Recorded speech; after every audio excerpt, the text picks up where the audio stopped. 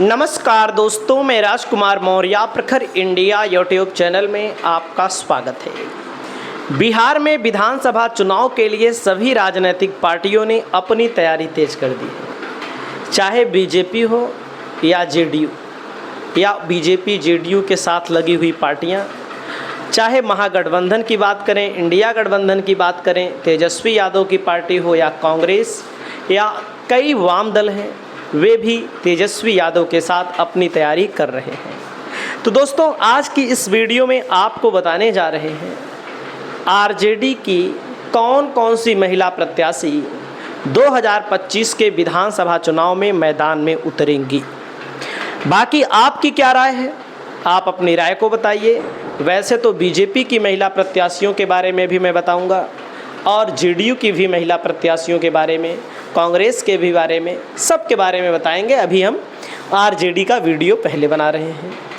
दोस्तों, अभी जो एक पोल आया है, पोल ट्रैकर का पोल है, अन्य को 26%, नीतीश कुमार को 31%, तेजस्वी प्रसाद यादव को 43%, यानी कि तेजस्वी यादव को सबसे ज़्यादा लोग मुख्यमंत्री पद के तौर पर देखना चाहते हैं। लेकिन कभी कभी ऐसा भी होता है, लोग भले ज़्यादा देखना चाहते हैं, राजनीति में सीट जीतना महत्वपूर्ण होता है। भाई, किसी विधानसभा में ज़्यादा वोट किसी पार्टी का होता है, किसी में कम होता है, तो सीट कौन कितनी जीतेगा ये आप लोग कमेंट करके ज़रूर बताइएगा। हम तो टिकट की बात कर रहे हैं।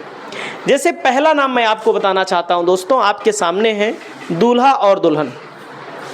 लोकसभा चुनाव 2024 से पहले शादी होती है अशोक महतो की पत्नी अनीता महतो। क्यों शादी हुई?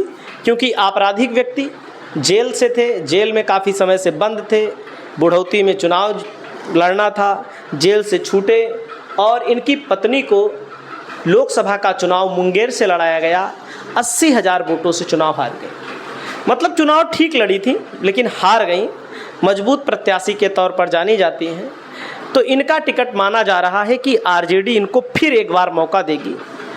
अब अगला नाम आता है क्या दोस्तों, आप लोग कमेंट करके बताइएगा, क्या ये चुनाव जीत सकती हैं। वैसे परिवारवाद की बात करें तो परिवारवाद किसी भी पार्टी, कोई भी पार्टी परिवारवाद से अछूती नहीं है, सब में परिवारवाद है। जैसे मैं आपको बताना चाहूँगा, इस लड़की की फ़ोटो देख रहे होंगे, इस लड़की का नाम है दोस्तों तारापुर विधानसभा से पिछली बार चुनाव लड़ने वाली दिव्या प्रकाश। इनका टिकट फाइनल माना जा रहा है आरजेडी से। इनके पिताजी बड़े नेता हैं, लालू यादव के करीबी हैं, नाम है जयप्रकाश नारायण। लोकसभा का चुनाव लड़े थे लेकिन लोकसभा का चुनाव हार गए। बिहार में 50,000 60,000 वोटों के अंतर से, 40,000 वोटों के अंतर से ज़्यादा सीटें हारी गईं। तो मैं आपको बताना चाहूँगा, यहाँ पर दिव्या प्रकाश का टिकट कंफर्म है। तारापुर विधानसभा से फिर एक बार मैदान में उतरने की पूरी तैयारी है। आपकी क्या राय है, आप लोग अपनी राय को ज़रूर बताइएगा। तो यही है जयप्रकाश नारायण, इनकी लालू यादव से बहुत ज़्यादा करीबी है, लालू यादव के बहुत ज़्यादा खास माने जाते हैं। अगला नाम आता है वर्तमान की विधायक रेखा पासवान का। पासवान बिरादरी से वैसे भी आप सब जानते हैं चिराग पासवान आते हैं। चिराग पासवान बीजेपी के साथ हैं, तो आरजेडी के पास कोई पासवान बड़ा नेता नहीं है, लेकिन प्रत्याशी पासवान बिरादरी से मैदान में उतारे जाएंगे। बाकी आपकी क्या राय है, आप लोग अपनी राय को जरूर बताइएगा। अगला नाम है बिहार की चर्चित सोशल मीडिया पर सीमा कुशवाहा जी।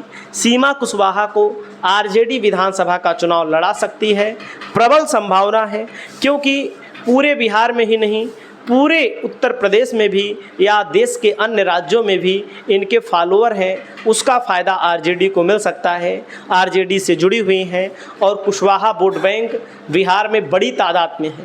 आप समझ सकते हैं, नीतीश कुमार कुर्मी हैं, लेकिन कुर्मी और कुशवाहा का कॉम्बिनेशन उन्होंने बनाया है, उसको तोड़ने के लिए आरजेडी कुशवाहा कैंडिडेट भी मैदान में उतारेगी।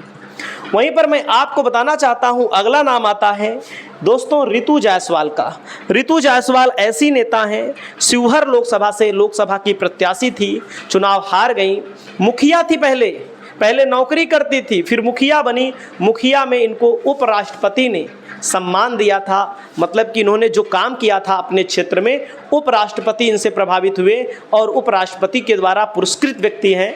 महिला हैं और लोकसभा का चुनाव लड़ी, 2020 का चुनाव लड़ी, 1500 वोटों से हारी, लोकसभा में 29-30 वोटों से हारी, लेकिन एक बार फिर इनको मैदान में आरजेडी पक्का उतारेगी। अगला नाम आता है रोहिणी आचार्य है, लोकसभा सारण से चुनाव लड़ी थी, राजीव प्रताप रूडी के खिलाफ चुनाव हार गई, 20,000 से हार गई।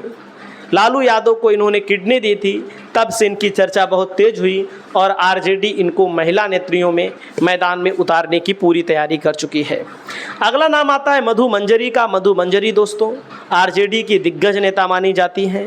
2025 के विधानसभा चुनाव में आरजेडी महिलाओं की भागीदारी को बढ़ाने के लिए इनको मैदान में उतारेगी, 100% है, टिकट मिलना तय माना जा रहा है। अगला नाम है बीमा भारती, जो जेडीयू की विधायक थी।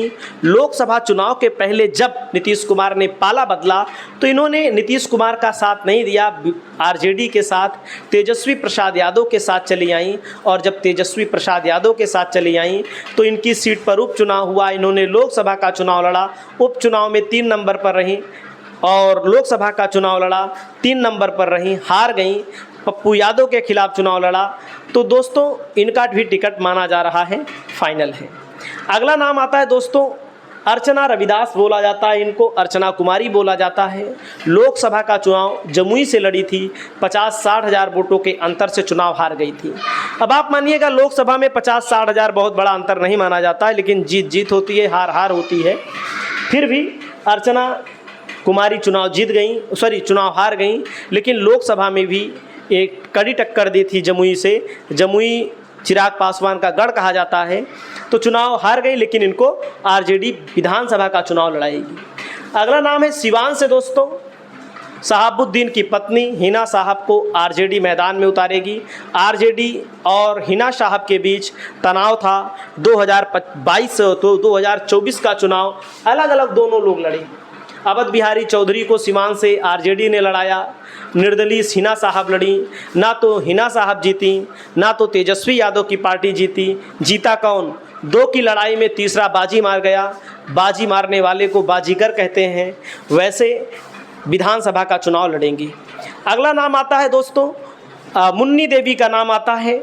लालू प्रसाद यादव के यहाँ नौकरानी का काम करती हैं, कपड़ा धोने का काम करती हैं। लालू प्रसाद यादव इनको भी मैदान में उतारेंगे। वैसे भी चर्चित हैं, एमएलसी हैं, करोड़ों की संपत्ति है इनके पास। वैसे भी नेता कोई भी हो, करोड़ों की संपत्ति नेताओं के पास तो रहती ही है। इनको भी आरजेडी मैदान में उतार सकती है। आपको क्या लगता है बिहार का चुनाव कौन जीतेगा? आप लोग कमेंट करके बताइए। चैनल पर पहली बार आए हैं तो चैनल को सब्सक्राइब और शेयर करिए। नमस्कार, जय हिंद, जय भारत, जय